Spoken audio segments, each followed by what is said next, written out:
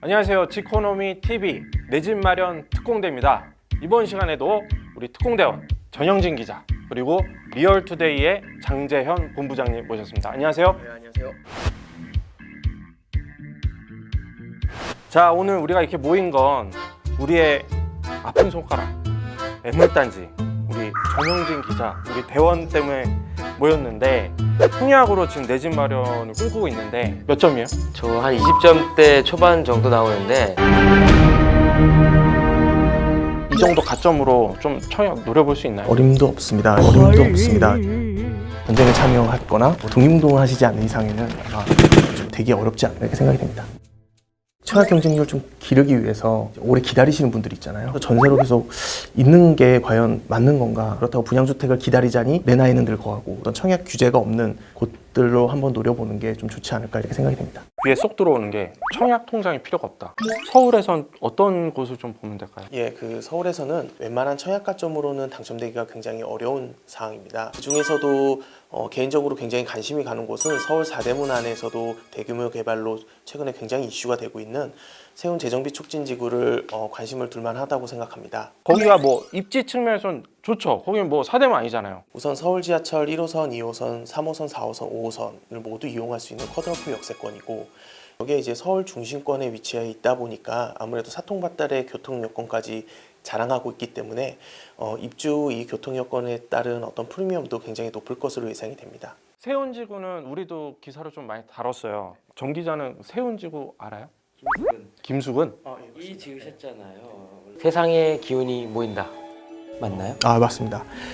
사실은 여기가 굉장히 핫플레이스였어요. 박정희 대통령까지도 와서 관심을 끌 정도로 굉장히 핫플레이스였고 미사일 탱크도 만든다라는 얘기가 나올 정도로 굉장히 어떤 최첨단이 들어가 있는 상황이었는데 아무래도 시간이 오래되다 보니까 14년 동안 이게 개발이 좀 지지부진했거든요. 개발이 지지부진한 곳은 이제 구역 지정 해제를 했고 이제 개발이 빠른 곳부터 이제 분양을 시작했는데 그 중에 하나가 지금 이 대우 트윈타워가 들어가 있는 6-3 구역 같은 경우가 지금 개발이 제일 빠른 상황이고요. 그러니까 634 구역이라고 하는데 그 634 구역에 지금 도시형 생활주택과 아파트가 같이 들어가는 프로지오 사업장이 있거든요. 도시형 생활주택과 아파트가 같이 들어가는 첫 사업장이 아닐까 이렇게 생각이 됩니다. 거기가 뭐 노포도 좀 많아서 보존이냐 철거냐 이런 걸로 좀 갈등도 있는 곳이고 낙후된 건물들이 당분간은 계속 있을 것 같은데 이러면 약간 주거 환경이 과연 좋을까 그런 게 좀 의문이 들기도 해요. 아무래도 지금 가보면 실제 너무 낙후된 기분이 많이 들거든요. 그런데 이제 서울시에서는 이제 세운 재정비 촉진 구역 관해서 총 8개 구역을 여러 가지 산업 형태로 개발을 하겠다 이렇게 발표를 했고 인쇄 스마트 앵커 시설이라든지 시계골목이라든지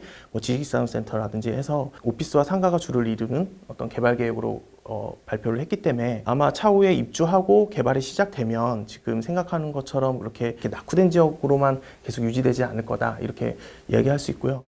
여기서 공급이 얼마나 원활하게 이루어질지. 서울 중구 같은 경우에는 아파트값이 굉장히 높게 상승했는데요. 최근 5년 동안 아파트값이 약 40% 정도 오를 정도로 굉장히 가파른 상승세를 보였고요. 주 한 10년 차 이상 되는 아파트들이 전체 아파트의 약 70% 정도를 차지할 정도로 이 노후 아파트 비중이 굉장히 높은 지역 중에 하나였습니다. 여기에다 이제 신규 공급도 없다는 정도 장점으로 꼽히는데요. 중구 전체의 아파트 공급량은 약 22,500여 세대 정도밖에 되지 않아서 신규 아파트가 공급이 된다면 굉장히 희소 가치가 높을 것으로 예상이 됩니다. 이렇게 신규 물량이 없다 보니까 인근에 있는 종로구의 덕수궁 롯데캐슬 신당 KCC 같은 경우에도 매물이 없을 정도로 이렇게 이제 소형 면적의 인기가 뛰어난 이유는 아무래도 주변에 임대 수요가 굉장히 풍부하다라는 어떤 장점이 있기 때문입니다. 국립중앙의료원이라든지 서울백병원, 서울대병원, 그리고 제일병원 등 대형병원 관련 종사자들만 약 13,000여 명이 중구 주변에 몰려 있고 여기에 이제 서울연구원 캠퍼스라든지 동국대, 숭의여대 등 약 44,000여 명의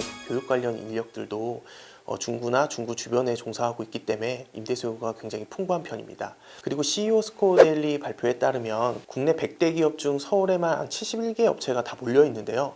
그 중에서도 이제 종로구와 중구에만 33개 업체가 몰려 있는 상황입니다. 참고로 이제 서울시 직장인 월 평균 소득이 358만 원이었습니다. 이 중 중구가 407만 원으로 1위를 차지했고 종로구가 403만 원으로 2위를 기록할 만큼 소득 수준이 최상위인 지역으로 나타났는데요. 그만큼 고소득자들의 어떤 임대 수요가 풍부하다고 볼 수 있습니다. 그러면은 그냥 이거는 제가 살집으로 뭐 이렇게 준비한다기보다는 현금 흐름을 확보하기 위한 그런 차원에서 받아두는 게 더 좀 효율적인 전략일까요? 네, 그 중구 같은 경우에는 임대 수요가 이렇게 풍부하다 보니까 수익률이 높은 상황입니다. 남산 롯데캐슬 아리스 14평형의 경우 실거래된 사례를 살펴보면 보증금 3천만 원에 월세 150에 거래가 됐습니다. 이 거래된 사례를 가정했을 때 매매가의 60%를 대출하고 연 3%의 대출 이자를 잡았을 경우에 수익률이 4.3% 수준으로 굉장히 높다고 볼 수 있고요. 좀 더 구체적으로 말씀드리면 이런 초소형 주택이라든지 도시형 생활주택 그리고 오피스텔 같은 경우에는 공실률이 굉장히 중요합니다. 중구 같은 경우에는 공실률이 제로로 투자 가치가 굉장히 높다고 볼 수 있고요. 여기에 최근에 한국은행이 기준금리를 0.75%로 계속 유지함에 따라서 수익률도 굉장히 높다고 볼 수 있습니다. 그러면 여기는 분양 일정은 뭐 나온 게 있어요? 세운 재정비 촉진지구에서 14년 만에 처음 분양이 일어나는데요. 대우건설이 세운 634구역에 짓는 세운 프루지오 해리시티가 될 것 같습니다. 총 614세대 중 이번에 분양하는 물량은 도시형 생활주택 293세대인데요. 주목해야 될 점은 청약통장이 필요 없고 분양가 상한제나 재당첨 제한에 적용을 받지 않는다는 점입니다. 도시형 생활주택이 뭔가요? 예, 도시형 생활주택은 도심 내 그 아파트의 공급이 굉장히 부족하다 보니까 도심 재생과 함께 그 주택 공급을 늘리기 위한 취지로 시작됐는데요.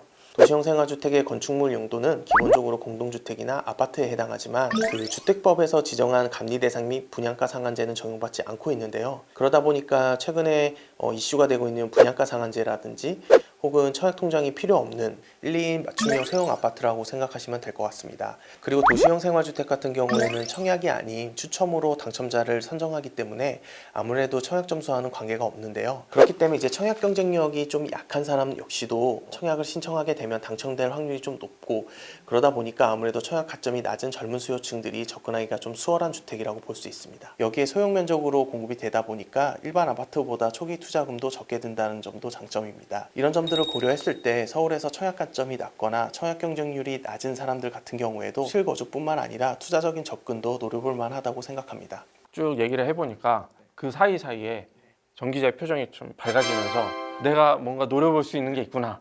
지금 정 기자처럼 점수가 너무 낮다.